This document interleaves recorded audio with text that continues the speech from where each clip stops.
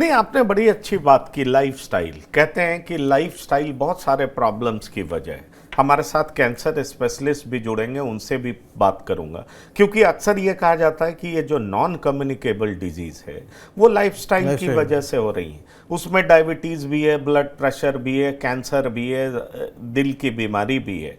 और दिल की बीमारी इस कदर प्रचलित हो गई है कि अब आपने बिल्कुल ठीक कहा, स्कूल गोइंग चिल्ड्रन उनको ये प्रॉब्लम्स हो रही हैं, फुटबॉल खेलने वाले लोगों को प्रॉब्लम्स हो रही हैं।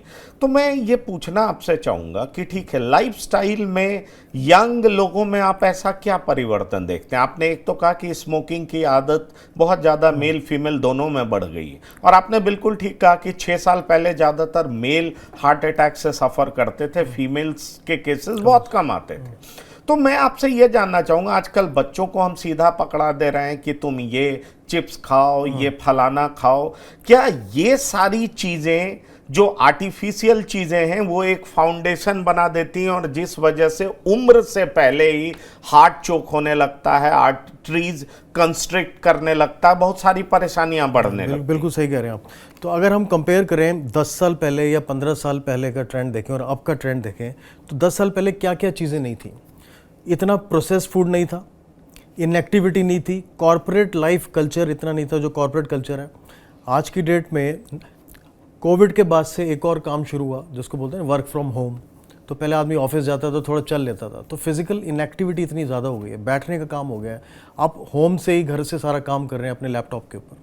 ये ट्रेंड्स हैं, प्रोसेस फूड, पॉल्यूशन, और सबसे इंपॉर्टेंट है जो कंपेटिटिव चीज़ लाइफस्टाइल हो गई है कि अब रश है एक तरफ, हमें कहाँ जाना है ना। आदमी को एक तरह से सेटिस्फेक्शन नहीं है, आप बढ़े जा रहे हैं उसमें।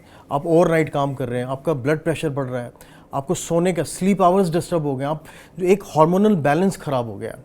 तो एक कहा जाता था कि 11 बजे से लेकर सुबह 6 बजे तक सोना बहुत ज़रूरी है, बट एक तो स्लीप आवर्स कम हो गए हैं, पैटर्न चेंज हो गया स्लीप का, आप रात को काम कर रहे हैं, दिन में जाग रहे हैं, उसकी वजह से हार्मोनल इम्बैलेंस हो गया, शुगर्स बढ़ गए हैं, कोलेस्ट्रॉल बढ़ गया, बीपी बढ़ गया, आपका वजन बढ़ गया, स्ट्रेस फैक्टर बढ़ गया। तो स्ट्रेस फैक्टर को रिलीव करने के लिए यूथ के पास क्या कॉमन चीज़ें हैं? कॉमन है स्मोकिंग, एल्कोहल। तो ये सारी चीज़ें मिल के फिर हार्ट डिजीज़ कर देती हैं। तो ये सारा जो हमने पैटर्न देखा है, ये लास्ट 10-12 साल में आपने देखा है, जो easy availability of process food है। आप फ़ोन करते हैं, आपको 10 मिनट में खाना मिल जाता है। तो रैपिडली जो एकदम से खाना जल्दी से फास्ट अवेलेबिलिटी होती है, तो आपको पता है वो कैसा जंक होता होगा।